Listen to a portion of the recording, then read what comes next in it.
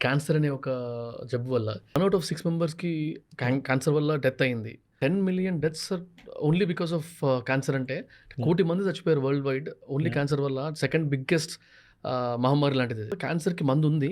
కాకపోతే అది బయటికొస్తే ఫార్మాస్యూటికల్స్ గాని, లేకపోతే వీటందరికీ అదో పెద్ద మాఫియా దాన్ని ఆపేస్తున్నారు అంటా ఉంటారు. Definitely no.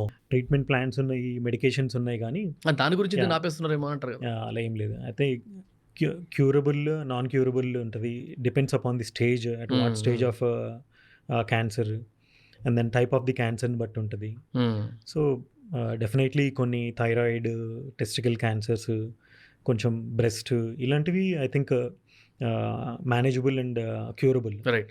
సో వాటికి వాక్సిన్స్ కూడా కొన్నున్నాయి కదా! యాహ్! ఇప్పుడు అవేర్‌నెస్ వచ్చింది. క్యాన్సర్ స్క్రీనింగ్స్ కంపల్సరీగా రెగ్యులర్ హెల్త్ ప్యాకేజెస్‌లో గాని అన్నిట్లో ఇంక్లూడ్ చేశారు. హ్మ్.